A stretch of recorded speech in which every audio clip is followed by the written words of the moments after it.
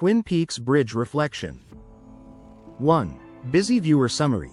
On September 3rd, Beijing staged its largest military parade ever. 12,000 troops, 74 weapon systems, nearly half brand new. The West saw it as a threat. The New York Times warned, they want nothing less than a new world order. But when China actually clashed with neighbors, it did not unleash missiles or jets. Against India on the No Man's Mountains, soldiers fought with clubs, not even guns. Against the Philippines around the shoals in South China Sea, it used Coast Guard's water cannons, no carriers or fighter jets. The real pattern? China builds cutting-edge military strength to deter America, but shows remarkable restraint with weaker neighbors. So the question is clear: war or peace with West? Can we grab the chance for peace and avoid the Thucydides trap? Before we dive in, if you appreciate calm, clear breakdowns of big global plays, hit like, subscribe, and leave a comment with your take. 2. Intro. On September 3, 2025, Beijing performed one of the biggest military parades in modern history. More than 12,000 soldiers marched through Tiananmen Square, the biggest one in any capital.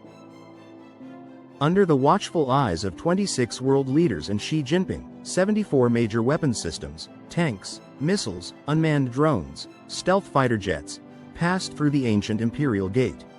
47 of them brand new.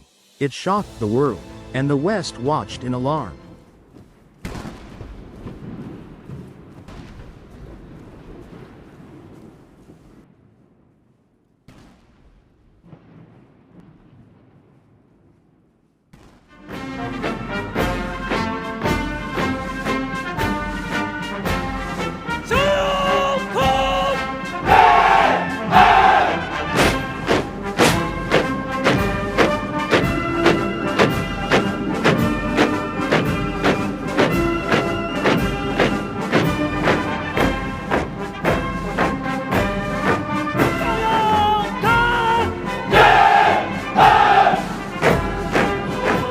As the New York Times article, "They want nothing less than a new world order," wrote, there were more than fighter jets and missiles on display.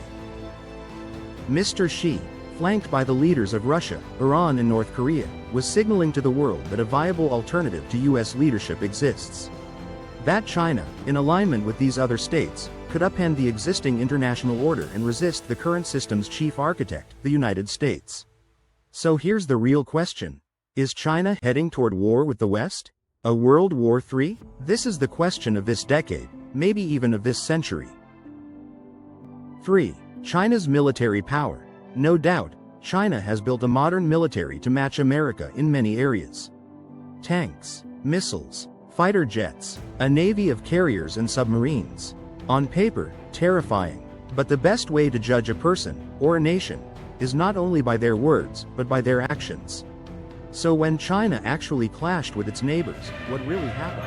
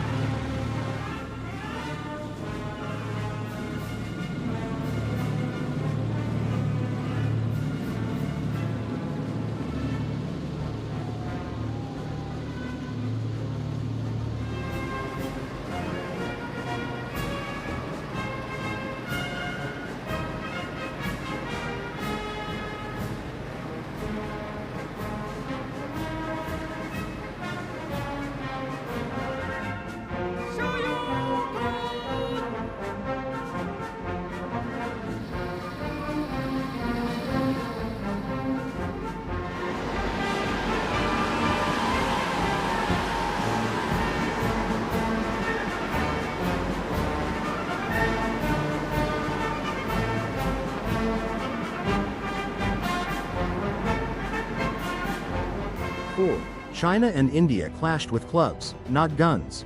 Since their founding in 1947 and 1949, India and China have shared the world's longest disputed border.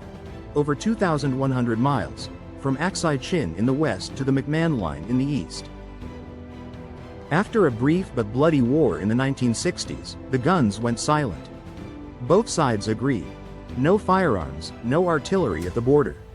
So in the clashes of 2020 and 2022, Chinese and Indian soldiers fought with clubs and sticks.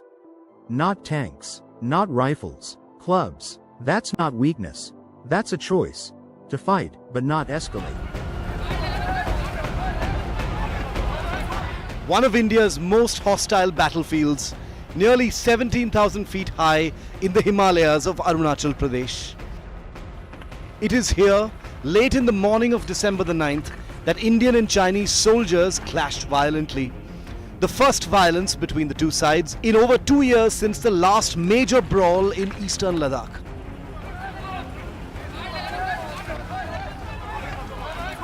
5. Philippines clash. Water cannons. Since China launched its first carrier Liaoning in 2012, it has trained its carrier strike groups modeled after the US Navy. Today, China has 3 aircraft carriers.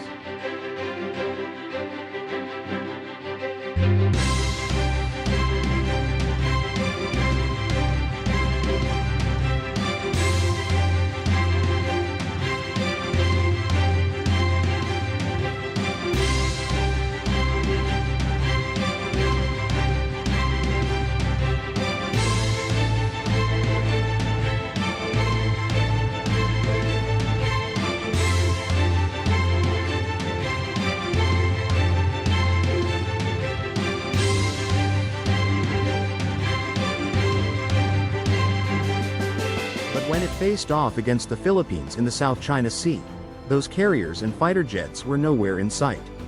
Instead, Chinese Coast Guard ships used water cannons against small Philippine boats. Once again, strength shown, but escalation avoided.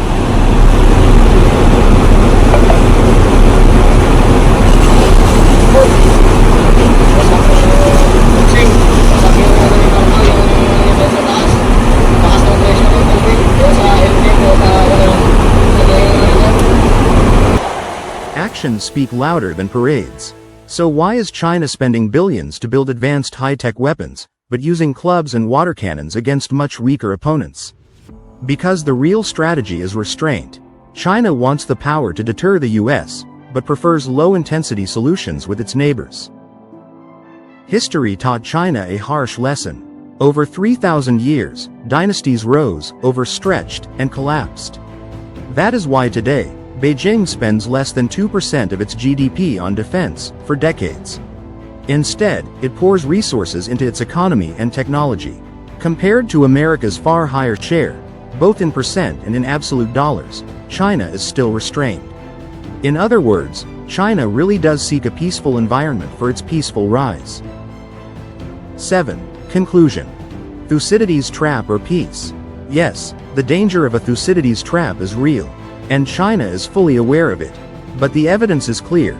China has the weapons for war. Yet in practice, it shows discipline, restraint, and a preference for peace.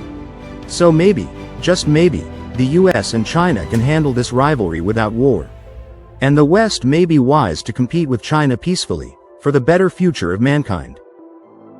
If this gave you something to think about, hit like and subscribe. And drop a comment. Do you think we can keep the peace and avoid the Thucydides trap? See you next time on Twin Peaks Bridge Reflection.